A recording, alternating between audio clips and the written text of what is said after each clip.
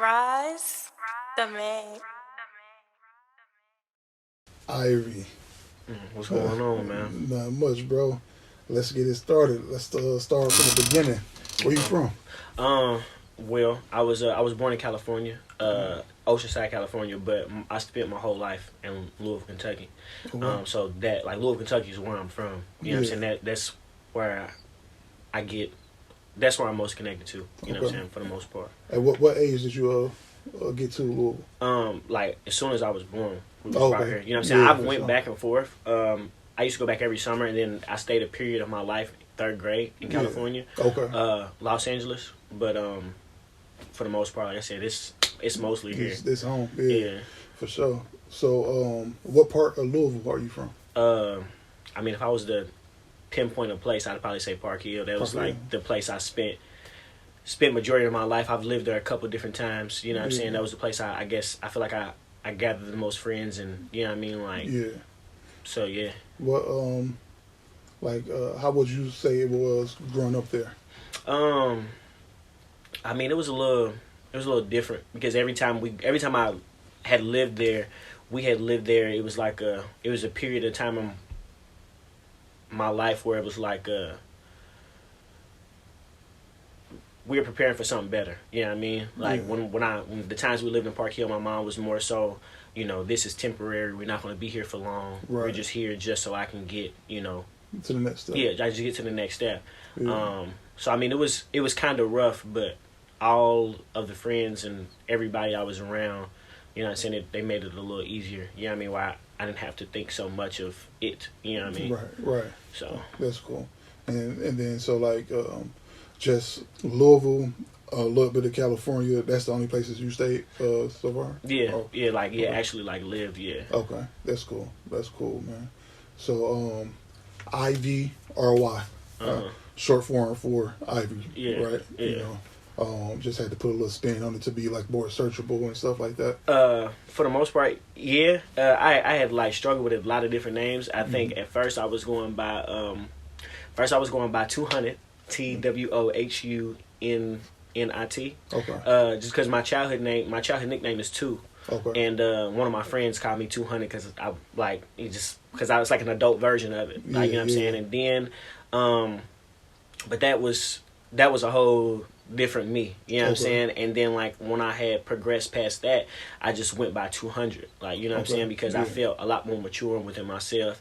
Then, but I didn't like people calling me 200. Like it was just really weird, you know what I mean. So because it was still a spinoff of who I was, and I was a completely different person from that point. Right. And I never really wanted to go by Ivory, you know what I'm saying, because I would hate to be later on down the line and, you know, I can't use my name no more. You know what I mean? Right, like right. it get taken from you in some.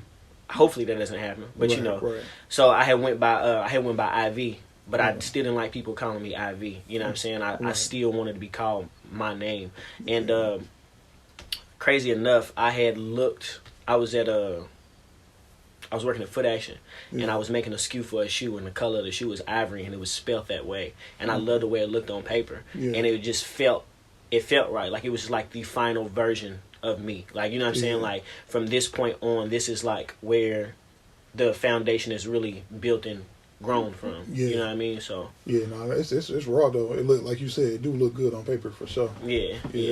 It's spelled in all capitals too. I hate when people spell it like it's like just the name I then lowercase v. No, it's literally all caps. All caps for sure. for sure. Yeah, I was gonna definitely ask you about the name 200 because that's your at name on most of your social media, right? You know, it's underscore at 200. Yeah, 200 underscore. Yeah, okay, yeah, for sure. Okay, cool. So, what got you into music?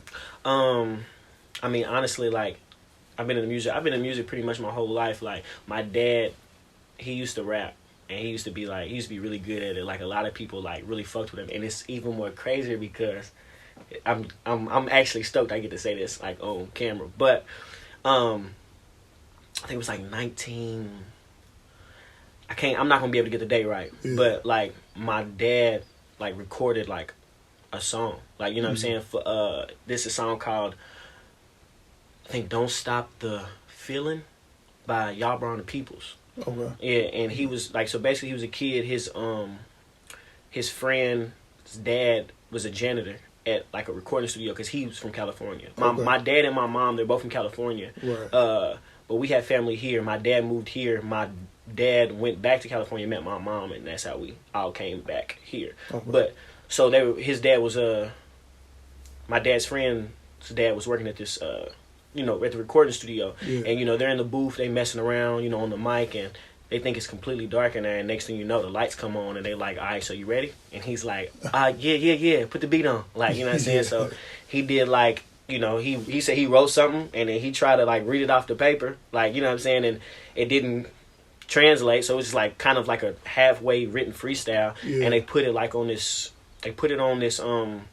like it was like a dance because it was before rap was like really a thing. Like people thought it was like a fad, like it was just gonna go away. Right. So then he said the record did real big in overseas, but they wanted him to do another one, but he didn't. It was like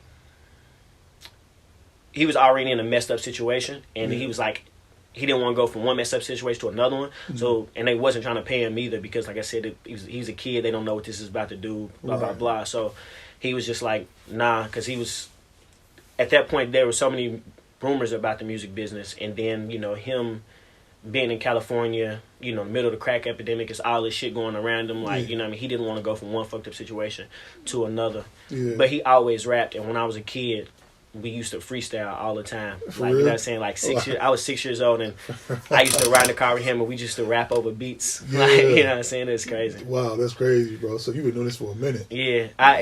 I've always done it since the end, and my granny used to tell me I could be whatever I wanted to be. Yeah. But one of her friends told me, like, in the park, like she asked me what I wanted to be. It was the first time I've ever said it, because I used to say I wanted to be the first black mayor of Louisville. Right. You know what I'm saying? But then, like, the lady asked me, and I was like, I can really be whatever I want to be. And I was like, I want to be a rapper. And she was like, you got to pick a more realistic dream. You can't pick that. And literally, it never crossed my mind that I could ever be a rapper ever again until Chief Keef, until he came out. When he came out, it was like, this nigga's like my age. Like, you know what I'm saying? Like, this can really happen. And then my friends around me, that's when I started openly rapping more. Because I've always rapped, but I just kind of kept it to myself. You know what I'm saying? Then my friends, like, around me was like, Ivory's cold. Like, we can do this. I'll never forget it. My homie Quez, when I had moved in with my friends after I got kicked out of my mom's, and he was there, and he was like, I swear Ivory's here, it's time to work now. And that just like sparked it, because it was like, I was like, I know we doing this, but y'all really think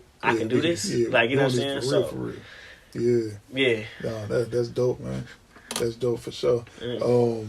So from sits, like you always had your skill. You've been honing your craft and whatnot.